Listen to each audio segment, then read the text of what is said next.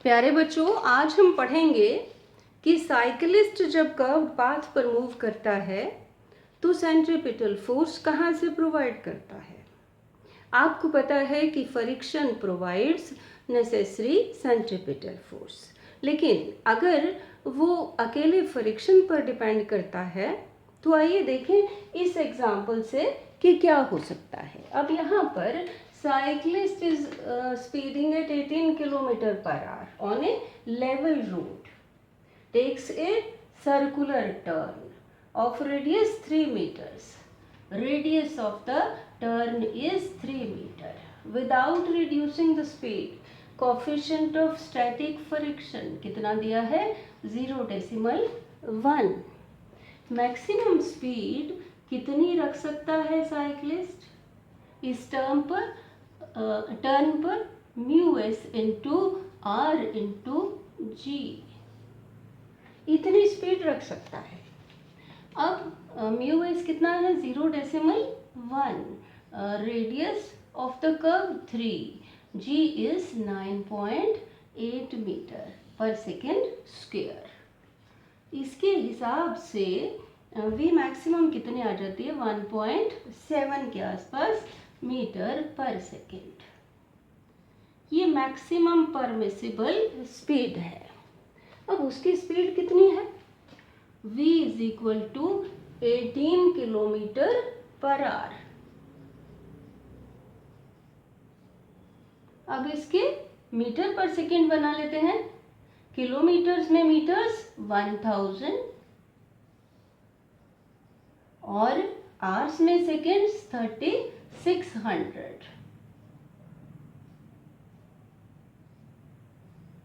तो ये आ गई 5 मीटर पर सेकेंड। अब देखिए कि परमिसिबल स्पीड है, मैक्सिमम परमिसिबल स्पीड 1.7 मीटर पर सेकेंड और वो कितनी स्पीड से जा रहा है? 5 मीटर पर सेकेंड से। So his speed 5 meter per second is very large as compared to the maximum permissible speed. तो क्या हो सकता है? Cyclist will slip. अब इसका मतलब ये हुआ, खास तौर पर अगर स्पीड ज़्यादा है तो सेंट्रीपिटल फोर्स जो कि होता है mv²/r, अगर स्पीड ज़्यादा है तो फ्रिक्शन इतनी नहीं होती कि वो रिक्वायर्ड सेंट्रीपिटल फोर्स प्रोवाइड कर सके। उस केस में साइक्लिस्ट क्या करता है? साइक्लिस्ट बेंड करता है थोड़ा सा from his vertical position to provide necessary centripetal force. कैसे? आइए देखें। तो साइक्लिस्ट जो है वो कर्व के सेंटर की तरफ थोड़ा सा वर्टिकल से बेंड कर जाता है। और कैसे सेंट्रीपिटल फोर्स प्रोवाइड होता है इस केस में? आइए जानते हैं, डिस्कस करते हैं bending of A cyclist. Consider a cyclist going around a curved path.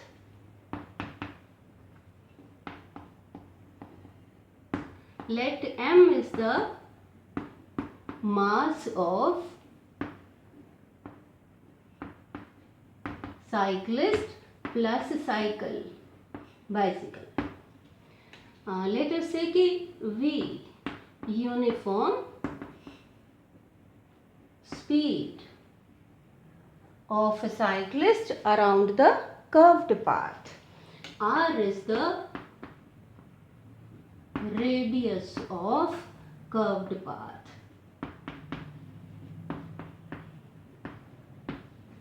अब मान लेते हैं कि वो एंगल थीटा से बेंड करता है। Let theta is angle of bending. चलिए लिखते हैं कि कौन कौन से फोर्सेस एक्ट कर रहे हैं सिस्टम पर। Various forces acting on the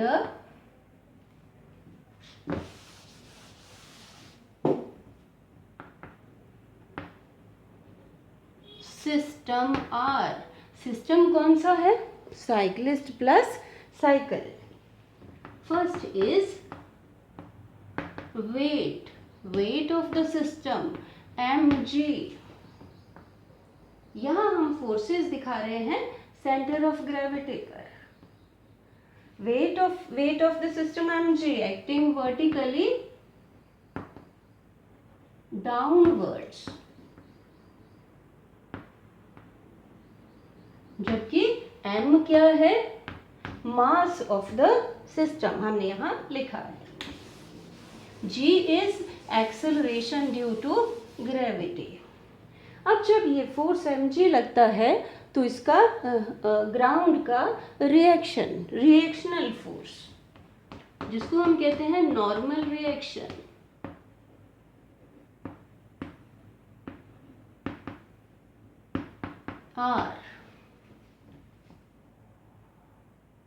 R act कर रहा है along the line making an angle theta with the vertical।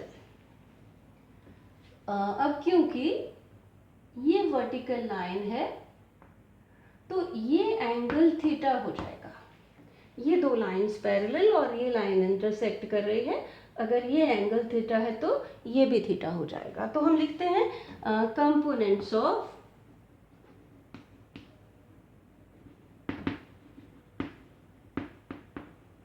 यहाँ पर आप लिख लेंगे कि normal reaction is acting along a line making an angle theta with the vertical.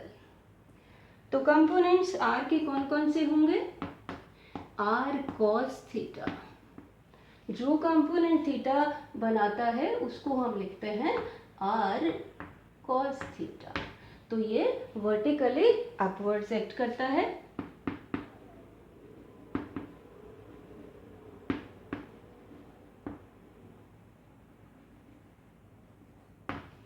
दूसरा कंपोनेंट इस पर परपेंडिकुलर होगा, perpendicular to R cos theta, और वो कंपोनेंट होगा R sine theta. R sine theta इधर एक्ट करेगा।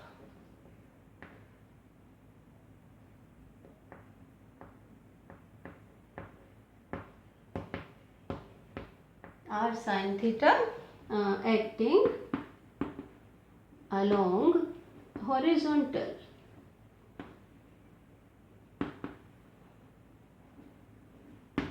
ये इस तरफ एक्ट करता है जिस तरफ की कर्व का सेंटर है। सो ये आर साइन थीटा जो है प्रोवाइड करता है रिक्वायर्ड सेंट्रीपिटल फोर्स।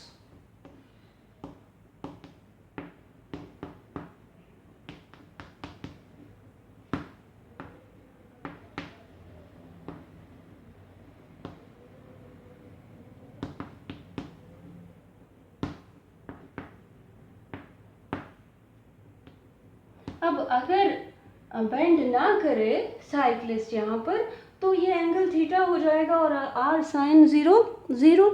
तो उस केस में इधर कोई कंपोनेंट नहीं होगा। तो बेंड करने से ये component R sine theta provide करता है रिक्वायर्ड सेंट्रीपिटल फोर्स। तो हम लिख सकते हैं सेंट्रीपिटल फोर्स क्या होता है? M V square over R. तो that is M V square over R equal to R sine theta. अब क्योंकि there is no motion along vertical direction तो M G is equal to R cos theta. यहाँ reasoning दे सकते हैं there is no motion along vertical direction. Divide कर लेते हैं M V square upon R divided by M G equal to R sine theta divided by R cos theta. तो यहाँ से आर कैंसिल हो जाएगा, एम कैंसिल हो जाएगा। V square is equal to R g को इधर लिख लेते हैं sine theta over cos theta tangent theta. यहाँ से v कितना आ जाएगा, v maximum equal to R g tangent theta. अब ये एक्चुअली v ऑप्टिमम होते हैं, optimum speed R g tangent theta. Optimum क्यों? क्योंकि यहाँ पर हमने फ्रिक्शन को कंसिडर नहीं किया है। रिकॉल करिए, जब हमने बैंकिंग ऑफ रोड्स पढ़ा था तब भी हमने यही एक्सप्रेशन आया था, थीटा वहाँ पर क्या है, एंगल ऑफ बैंकिंग। यहाँ हम एक्चुअली निकालते हैं टेंजेंट थीटा, कितने एंगल से बेंड करना चाहिए। Tangent theta is equal to V square upon R into G. तो यहाँ से थीटा निकाल सकते हैं, theta is equal to tangent inverse V square over R G. अब क्या है कि थीटा जो है वो स्मॉल होना चाहिए, बहुत ज़्यादा होगा तो बैलेंस बिगड़ने का डर रहता है। थीटा स्मॉल होने के लिए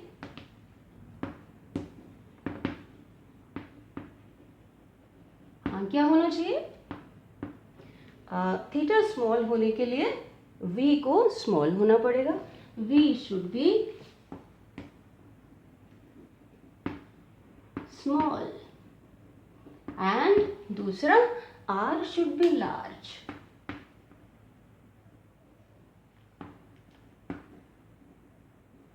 मतलब कि कर्व पर या टर्न पर वेलोसिटी कम होनी चाहिए और टर्न की जो रेडियस है वो ज़्यादा होनी चाहिए।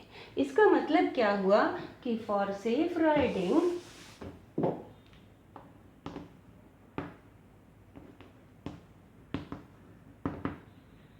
the turn should not be,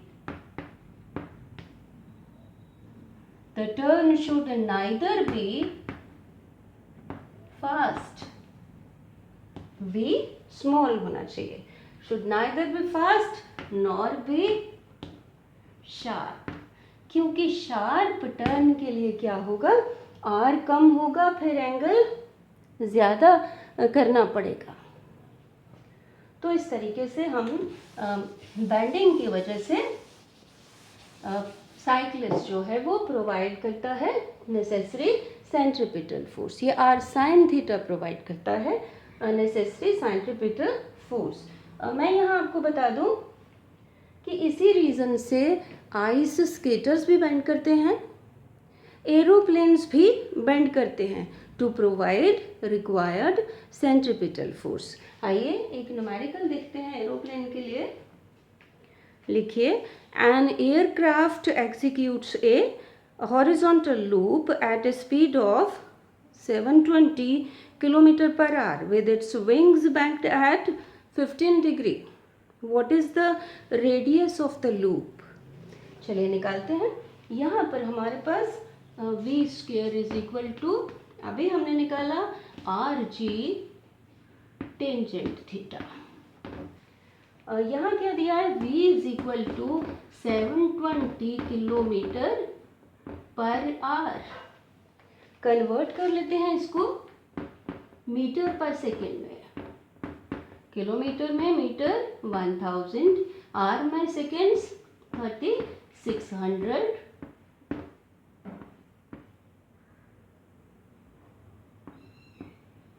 तो ये आ जाती है 200 मीटर पर सेकेंड।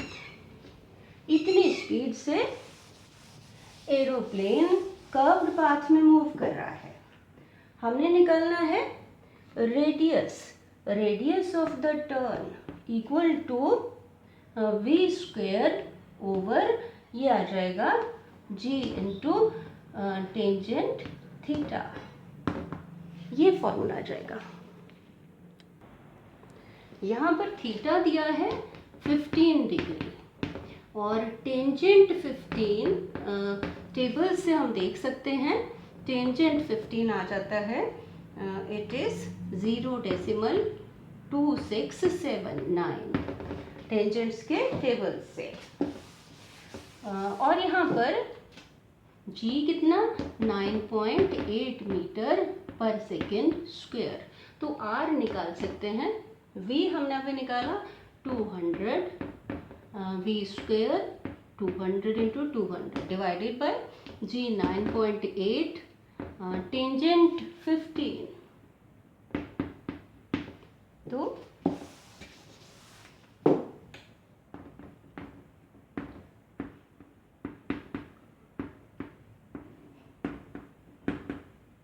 टेंजेंट 15 0.2679। तो ये आ जाता है 15235.66 मीटर्स, और इसको हम लिख सकते हैं अप्रोक्सीमेटली 15.2 किलोमीटर्स। तो हमने देखा कि अगर एंगल ऑफ बेंडिंग पता हो तो हम रेडियस कर्व का निकाल सकते हैं, और अगर रेडियस पता हो, वेलोसिटी पता हो, तो हम एंगल थीटा निकाल सकते हैं। ये कैलकुलेटेड जो थीटा है, प्रैक्टिकली द थीटा जो है वो कैलकुलेटेड वैल्यू से थोड़ा सा कम भी रखा जा सकता है। क्यों? क्योंकि हमने यहाँ पर फोर्स ऑफ फ्रिक्शन को कंसिडर नहीं किया है।